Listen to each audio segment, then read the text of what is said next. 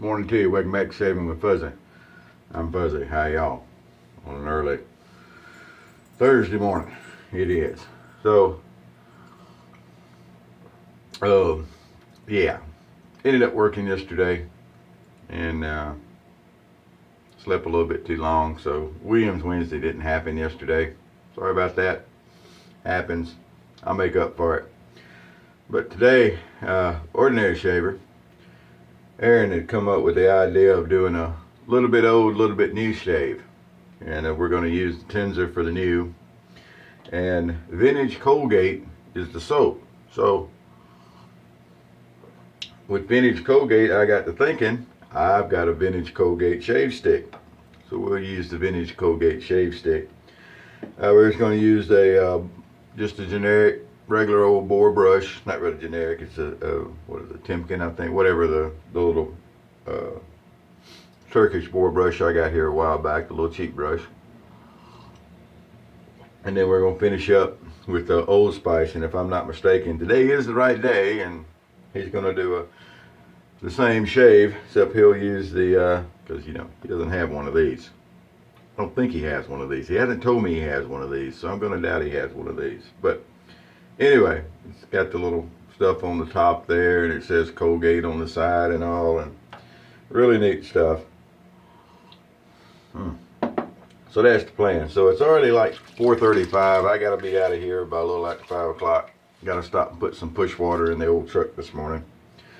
Yeah, it's payday, so now I got money to put gas in the truck and on the way to work and stuff. So yeah, there we go. Got to do that on the way, so we got to go ahead and get the shave going.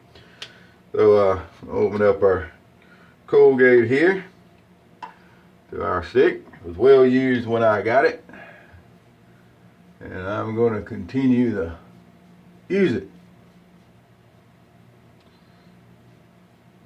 By golly.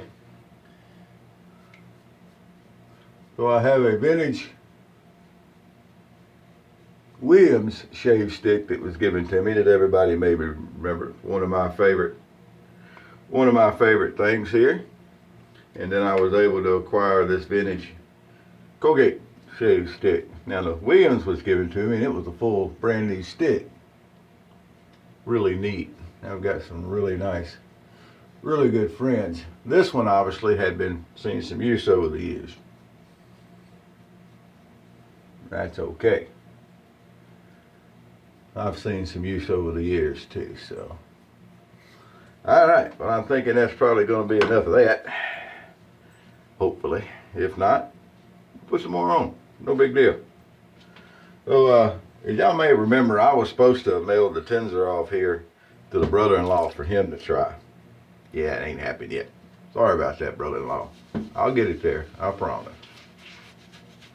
People will tell you, sometimes it takes a little while for me to get stuff out, but I will eventually. Alright, that's going to be plenty of that good old Colgate. These vintage soaps, if you get a chance, try them out. Vintage Colgate, vintage Williams. Even if the cake looks all dried and everything, it'll still lather just fine. I haven't run across one yet that wouldn't. I don't mean that the next one I get won't, but so far I haven't run across any that I couldn't get the lather goods. And the vintage stuff is, to me, a lot better than any of the modern stuff.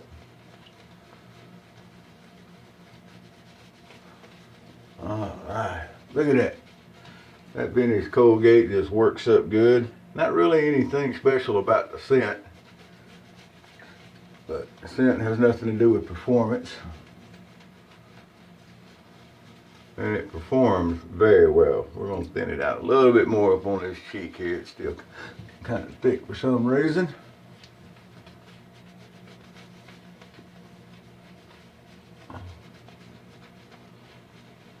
And look at there. We got a good lather of the vintage Colgate soap. I think they started making Colgate in 1917 or something like that. It seems like I read somewhere. Alright, we're going to check, make sure the blade's sitting good and the TNNSER here. And the cap's on good. And it is. and we're gonna have at it. But yeah, I think 1917 was when they started making the Colgate, and I think that was a barber shop. And then somewhere along the way, I don't know the whole timeline, sorry, but somewhere along the way, they made a cup soap. And then the last that they made towards the end, I guess they quit making it sometime in the, I don't know, late 1990s, early 2000s, something like that. Anyway, that was the mug soap. And they all shave great. So it doesn't matter which one you get, you can get a hold of them, knock it out.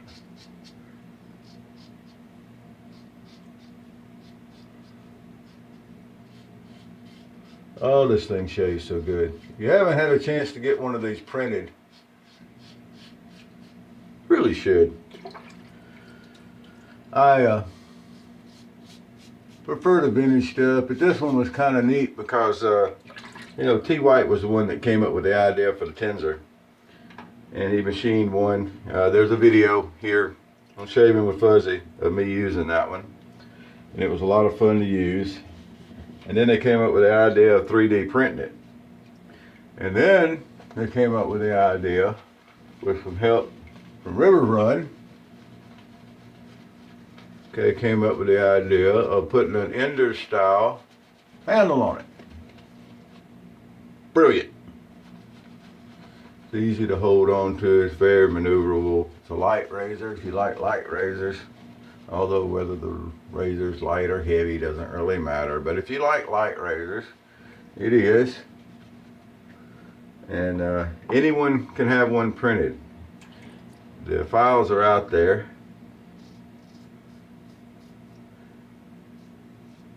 And they're, I forget what the license is called, but anyone can print one as long as they're not doing it, you know, commercially to make money. If you're printing one for you to have or someone to have, something like that, you could print one. Now, if you do print one or do have one printed, one thing to remember is when you get it back, you're going to have some finishing work to get the cap to slide good and get everything dressed up. JR did mine. It was already, we had a group buy, and JR handled it, and by the time we got them, he'd already smoothed everything out and had them working good. But if you do have one printed, just be aware that you'll have to do some cleanup work with a needle file or whatever to get everything smooth on the, so that the rails slide and everything. Don't get one and everything not fit and get mad and decide that it's just not printed good and call the printer and all that kind of good stuff. No need in all that. You just got to smooth everything over and it'll work great. Oh boy. But have you ever got somewhere and went to pay for something and found out your card ain't working? Had that happen yesterday. This time though, it wasn't my fault. It wasn't one of those, oh, there's no money. Gotta be money, I always have money. I have a card, there has to be money. No, it wasn't one of those. But we went over, we got this place over where we go sometimes for lunch at work. And it's called Spectacular Tubers. And they take really big baked potatoes, Irish potatoes, I mean big, and they put all kinds of different toppings. My favorite is the Italian sausage. They take Italian sausage, some green onion, some bacon. I get it with the marinara sauce and mozzarella cheese. So it's almost like a pizza on top of a tater. And it's delicious. Now, if my doctor is listening to this, yes, I realize that I don't need to eat potatoes. You know, starch, diabetic, everything. But I do sometimes. So anyway, I get in there and I've got my Discover card. I'm going to put it on the card. And I give them the card, and the guy runs it, and his system tells them they're not taking Discover cards that day. Can't. It doesn't have anything to do with the card. It has to do with Discover.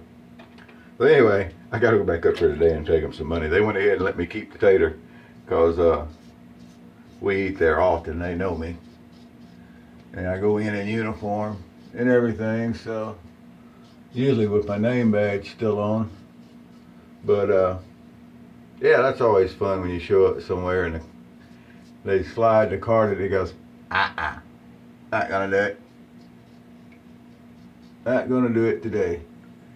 They got a rust spot right here on the edge of the goatee. That's one thing I think about the witch hazel is you can feel around, and I think it helps fill the rust spots so you can get nice and cleaned up around everything. All right, there we go. I don't know what you call this shave, a little old, a little new, a little old to me.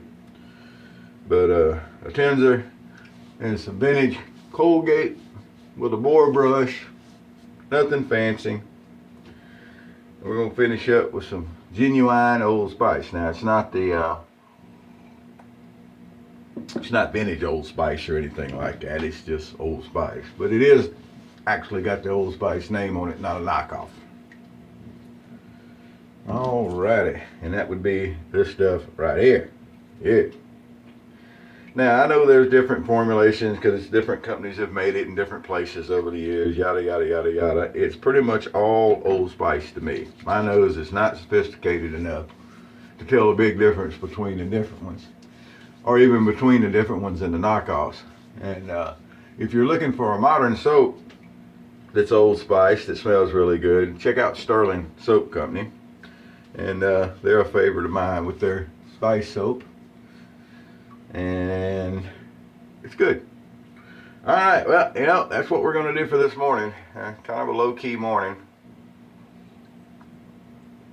Like my third day in a row. And one of them, as you remember, I didn't really sleep for it, so you kind of stumble along after that. I do anyway.